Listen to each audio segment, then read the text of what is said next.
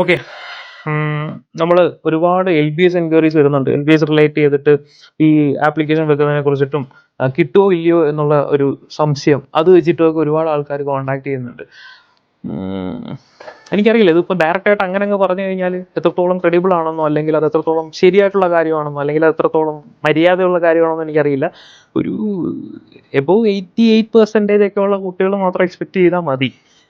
Through and through ഒരു government കോളേജിൽ BSc nursing സീറ്റുകൾ എബോവ് 88% ഉള്ള കുട്ടികൾ തന്നെ എക്സ്പെക്ട് ചെയ്താൽ മതി. അതിൽ 95 എബോവ് ഉള്ള കുട്ടികൾ മാത്രം ഒരു 60% അല്ലെങ്കിൽ 50% എക്സ്പെക്ട് ചെയ്താൽ മതി. മറ്റവർക്ക് ഒരു 10% ഉള്ളൂ കേട്ടോ. അതാണ് സാഡ് ട്രൂത്ത്. സോറി, ഒരു 99% ഇൻഡെക്സ് മാർക്കൊക്കെ ഉള്ള കുട്ടികൾ പോലും പുറത്തേക്ക് സീറ്റുകൾ സെക്യൂർ ചെയ്ത് വെക്കുകയാണ് ഇപ്പോൾ. ഒട്ടും ഫെയർ അല്ല, അതെനിക്കറിയാം. ഒട്ടും ഫെയർ അല്ല. ഇത്രയും നമ്മൾ പഠിച്ചിട്ട് ഇത്രയും നല്ലൊരു മാർക്ക് വാങ്ങിച്ചിട്ട് നമുക്ക് നാട്ടിൽ മെറിറ്റ് സീറ്റിൽ കിട്ടുന്നില്ല എന്നുണ്ടെങ്കിൽ it's not fair. I know, but it's our fate. കാരണം നാട്ടിൽ അത്രയും സീറ്റുകളേ ഉള്ളൂ.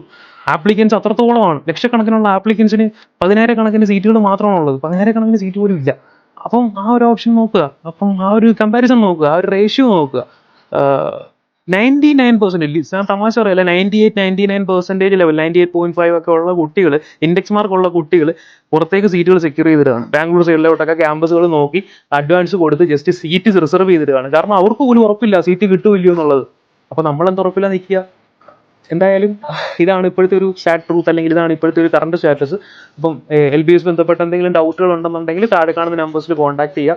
അതല്ല, ഇപ്പോൾ ഈ പറയുന്ന രീതിയിൽ നല്ലൊരു ബഡ്ജറ്റ് ഓറിയൻറ്റഡ് ആയിട്ടൊരു ക്യാമ്പസ്, നല്ല പ്രാക്ടിക്കൽ എക്സ്പോഷറായി കിട്ടുന്ന ഒരു ക്യാമ്പസിൽ ജസ്റ്റ് ഒരു ടോക്കൺ കൊടുത്ത് സീറ്റ് സെക്യൂർ ചെയ്ത് വെക്കാനാണെങ്കിലും നിങ്ങൾക്ക് താഴെ കാണുന്ന നമ്പേഴ്സിൽ കോൺടാക്ട് ചെയ്യാവുന്നതാണ്.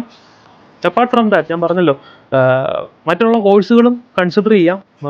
നാട്ടിൽ തന്നെ പഠിക്കാൻ താല്പര്യമുള്ള ആൾക്കാരാണെന്നുണ്ടെങ്കിൽ മറ്റുള്ള കോഴ്സുകളും കൺസിഡർ ചെയ്യുക. BSc നേഴ്സിംഗ് മാത്രമല്ല, GNM മാത്രമല്ല, മറ്റുള്ള കോഴ്സുകളും കൺസിഡർ ചെയ്യുക. ബയോളജി സ്ട്രീമുമായിട്ട് ബന്ധപ്പെട്ട് തന്നെ നമുക്ക് മൈക്രോബയോളജി വരുന്നുണ്ട്, ബയോടെക്നോളജി വരുന്നുണ്ട്, ഇപ്പോൾ ബയോമെഡിക്കൽ എഞ്ചിനീയറിംഗ് വരുന്നുണ്ട്, അല്ലെങ്കിൽ ഈ പറയുന്ന അലൈഡ് ഹെൽത്ത് സയൻസ് പ്രോഗ്രാംസ് വരുന്നുണ്ട്. MLTക്കും ഒപ്റ്റോമെട്രിക്കും ഒക്കെ സീറ്റ് കിട്ടാനുള്ള സാധ്യതകളുണ്ട്. സോ അങ്ങനെയുള്ള ഓപ്ഷൻസ് കൂടെ കൺസിഡർ ചെയ്യുക.